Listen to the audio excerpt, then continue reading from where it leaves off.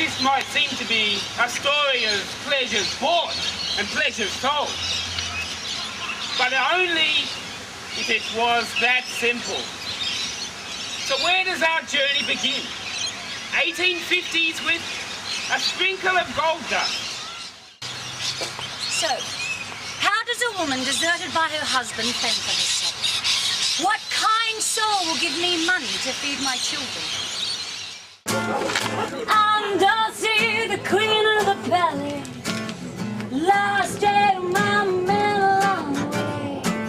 The Black Widow is my name. Being the meanest whore is my game. Leave that creature alone. Oh, and let's go promenading by the sea. That slut here knows nothing about what real love is. Break it up, you bloody drink crazy. Hey, what the Yankees fuck? and their victory girls in every park and doorway. Little Joe never once gave it away. Everybody had to pay and pay. Hustle here, hustle there. St. Kilda is the place where they said, hey babe, take a walk on the wild side. I said, hey honey, take a walk on the wild side. Score, we got to fix those $50 burgers. Mix in that special recipe. Everybody's living off the onions. Only the rich get off for free. Now in walk the boys in blue. Everyone knows the cups ain't dumb. They come down to straighten out the business. They come down to get their fun. So everybody's leaning on someone. That's the way to get the job done. Money working, that's the way you do it. Money for nothing and your chicks for free. You say you've got a habit. It costs $300 a day. We made heroin illegal. Now everyone has to pay. If we only stuck to shoddy ciggies and cheap booze, we wouldn't have this problem, and no one has to lose.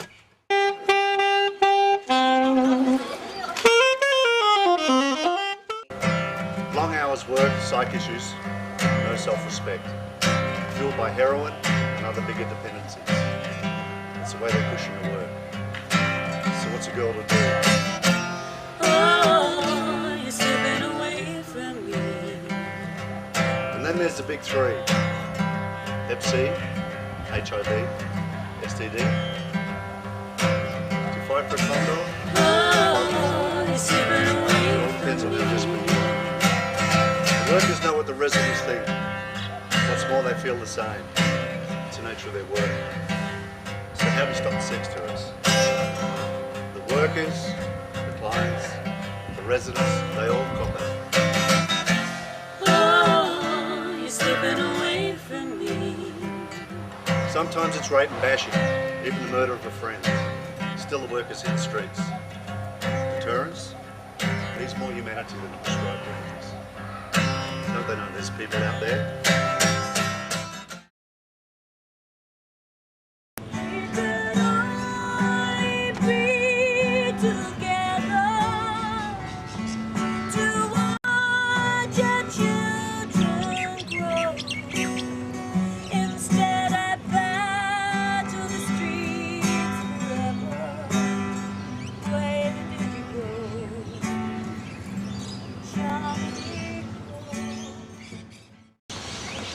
At first this might seem to be a story of pleasures bought and pleasures told, but only if it was that simple. ages ago we were researching walking and what would make people walk around their neighbourhood and get to know it and be much more familiar and less scared of their surroundings. And we had a focus group, and people said that what they'd like to know more about is history of the area, but they'd also be interested in knowing about social issues along the way. People are interested in sex work and drug use, and it would be really good to put that together as a historical walk, and that was what started.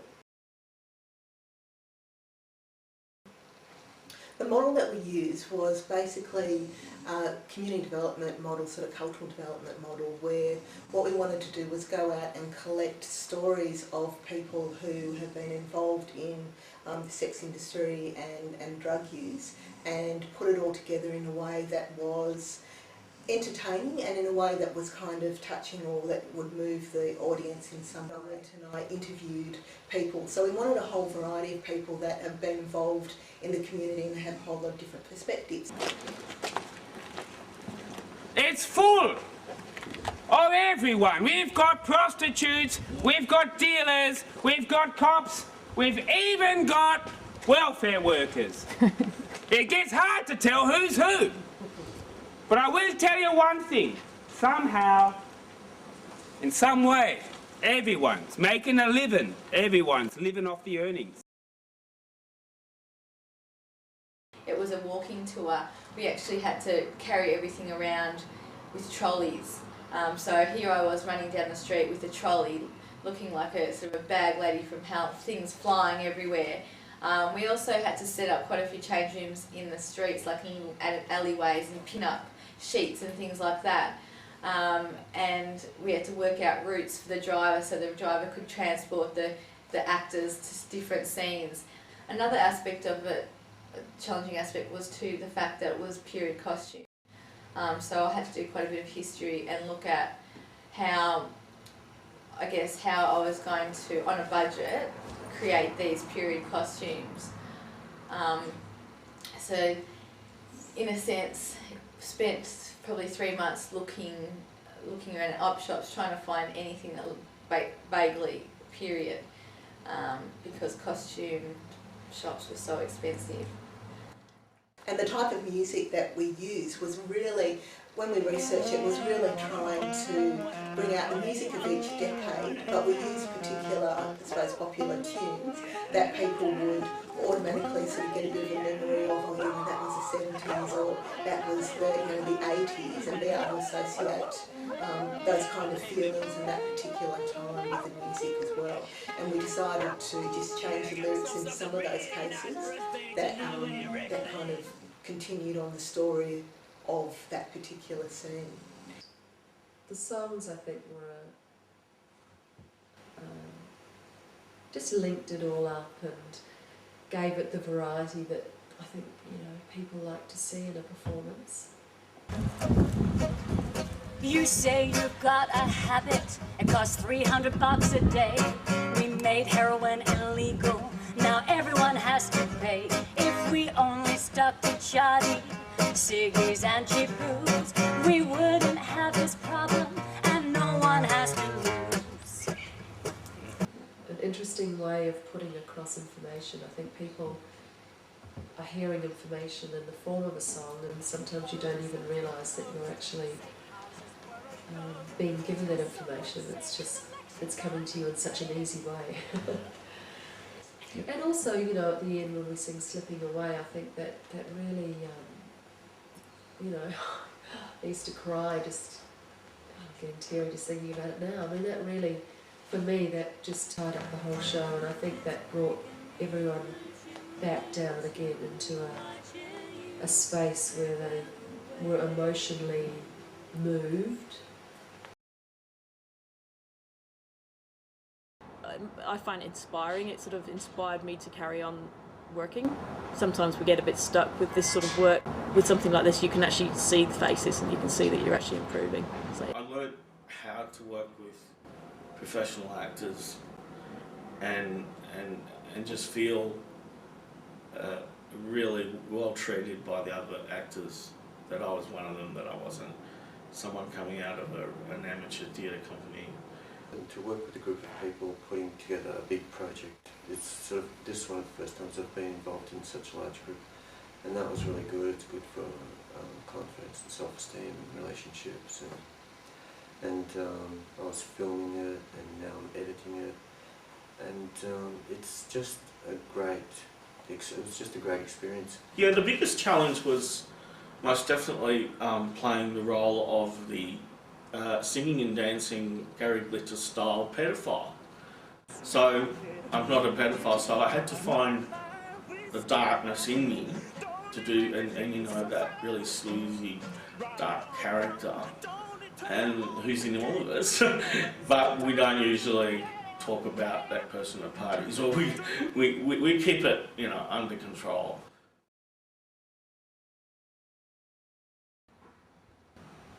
If being raped, molested or murdered doesn't stop us working the streets, do you really think that fines or the threat of going to jail will?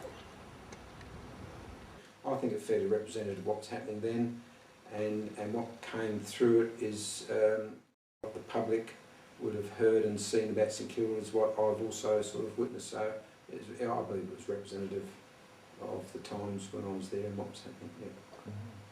I was driving the main actor. I was to one of the laneways, and there was a young woman in that laneway about to shoot up. Of course, when she saw the car, she left, but behind her was a mattress where she slept.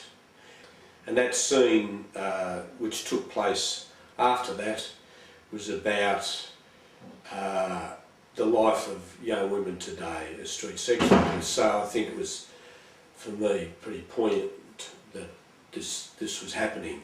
As the actors were performing, there was a mattress behind them. It really captures people. You know, I thought it was really well done and just different. I've never seen anything like that, play like that on the streets, and especially because I'm a worker too, so it had a lot more meaning to me. Part I really liked was when they were talking about the hamburgers, the $50 hamburgers. Yeah, I thought that was really good because yeah, because I used to hang around Fitzroy Street in those days, and I remember the $50 hamburgers. So, yeah, I was actually talking to the guy that actually used to run the St Kilda Cafe, and I was telling him about it. He was rapt. He said, "Oh, they're still talking about it 20 years later." I said, "Yeah." Yeah, the end bit was very sad. I actually had a bit of a cry at the end bit. It was pretty touching, and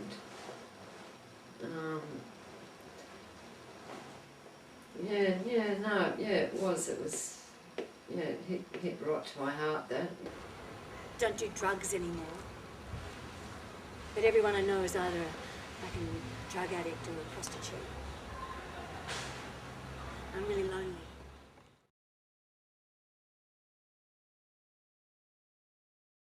And from my point of view in sustainable transport, it did give them the opportunity to wander around some of the contested spaces, some of the streets that are considered to be slightly unsafe. And that taught them that they could. And I think that's a very important skill, that if we did nothing else but make people go out and walk around a little bit more, they'll educate themselves. As a really personal thing, I now feel comfortable to walk. I have a richer understanding of what I see now, moving along some of those streets, some of those back lanes.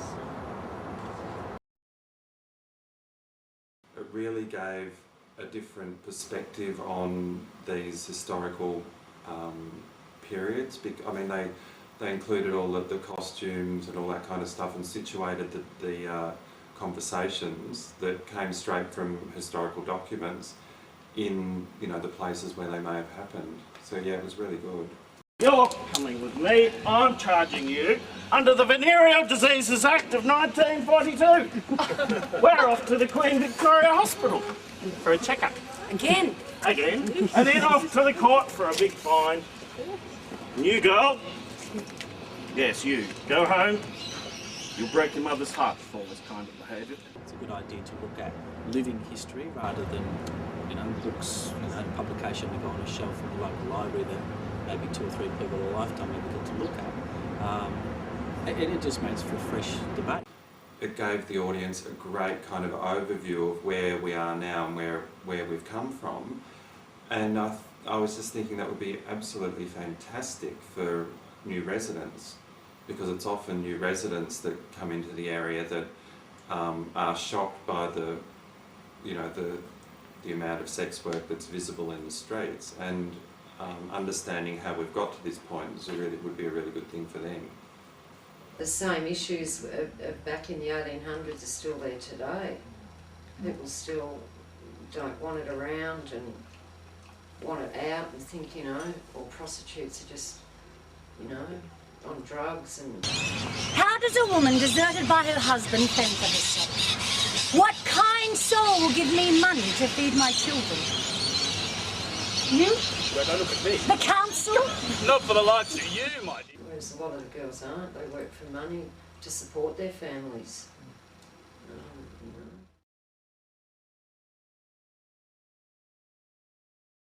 Whole production from the research phase to the actual evaluation has really shown us that it's a successful way of engaging people around very complex issues which are their own issues, their community issues. On one of the nights that I went, there were a couple of women who are sex workers, and they actually said that they were really impressed with the fact that it portrayed them in a really positive light, which is generally not what's done in this instance. It was a true and honest portrayal, with also portraying the fact that for every person that is working there are families, there's mothers, there's brothers and sisters. So a contextual sort of history was put there too, which I felt was really sensitively put. It's about lack of connectedness. It's about lack of support and interaction between others in the community.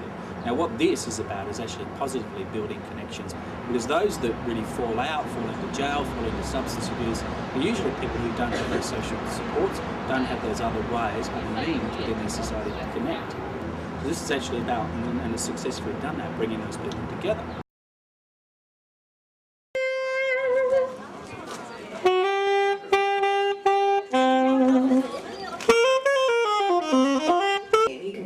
You're going to this play about, drugs and rock and roll and what a laugh, but really we know you're going to get all this educational information. And that was one of the things that came through when I talked to people afterwards, is that you didn't feel like you were sitting in a room getting things smashed into your head, but you did just pick up some information along the way. It's touching people in a different way, and that's what theatre does, because it touches your emotions. The reflections of many of the people that attended was that it was a good educational tool, that they felt they had more understanding of what street sex workers do, and probably more sympathy towards them. There's always the issue, where should be street prostitution, where should be the parlours, and where, yeah, everyone says yes, there's a need for it, but not in my street, not my next door, and so it really introduces people to that sometimes you have to live with it and accept it, and or accept part of it but not all of it. A lot of the publicity about Sex and Drugs Historical Tour went into local papers, and that generated controversy before anyone actually even saw the tour. I know there has been some criticism of it, but it had to have an edge because it's the reality of what happens every day and night in St Kilda. There will always be a conservative element that will deny the right of such a tour, but as I said, many of the people that were part of it who saw me were praised the tour and had learned a lot, and these were local people in St Kilda. I mostly watched the audience rather than the show, so I spent a lot of time just looking at seeing how their faces were changing, and I think one of the important things was their faces were changing. So they were quite animated, lots of smiles, giggles, sometimes looking slightly uncomfortable, but they were very much involved. And between the actual obvious scenes, there was quite a lot of walking and chatting. A lot of chatting, sometimes even from people who didn't know each other. They would be like, "Oh yeah, you come from down the street." They really felt that they were part of it, that they were part of something special. At the end of each performance, people were invited back to the St Kilda playground, and there were evaluations were conducted and interviews, and people were also given the opportunity to talk to actors and learn any more information they wanted to from welfare workers that were in the audience as well. And the feedback that was provided then was incredibly heartwarming. One of them said that she loved theatre and she loved walking, and that this was her idea of the perfect night out, which was really nice. I came away as a worker involved in the sex industry in a small way, having more knowledge and a greater sensitivity to the area I work in. So there is a conflict between the law and health, and I do think this tour might just give a lot of locals, residents who probably don't think have got their own lives to lead, might get them to just reflect a bit on that. They're human beings and they need help and they need support from the community. They don't need condemnation, they need acceptance. So here we are back again, St Kilda rising and falling, loved and maligned, back to where we began, but with a new twist. Oh, you're slipping away from me. A lot of the street violence is between the workers themselves. Desperate women doing jobs for $20, undercutting the other girls. And the consequences? A bloody good beating. Oh, you're slipping away from me. Long hours worked, psych issues, no self-respect. Fueled by heroin and other bigger dependencies. It's how they cushion the work. So what's a girl to do? Oh, you're slipping away from me. And then there's the big three. Hep C, STD, and HIV. Do you fight for a condom, or do you fight the crime? It all depends on how desperate you are.